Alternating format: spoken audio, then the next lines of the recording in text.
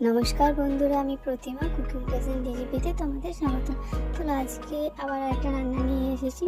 তো চলো দেখি কীভাবে রান্নাটা হচ্ছে, কী রান্না করছি।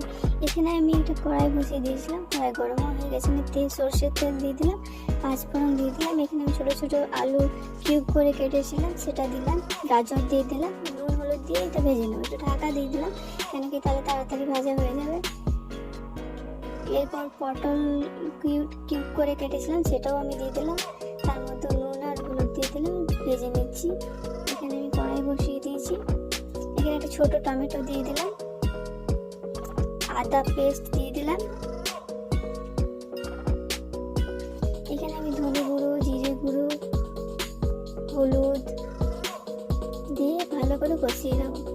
একটু জল দিয়ে দিলাম, কেন কড়াইয়ের তলার মধ্যে যেন না লেগে যায়।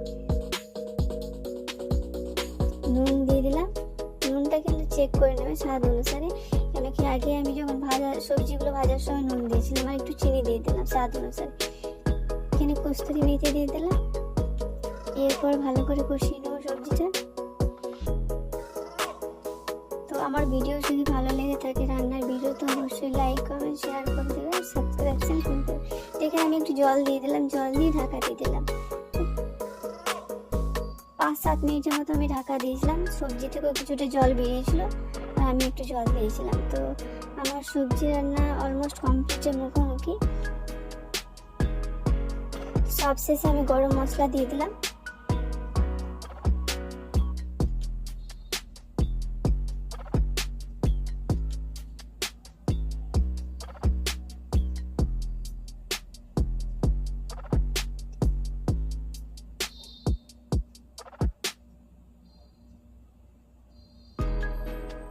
সব শেষে আমি ঘি দিয়ে দিলাম। তো আমার এখন সবজি রান্না কমপ্লিট। এটা লুচি, রুটি, পরোটা বা গরম গরম ভাতের সাথে খুব ভালো লাগবে।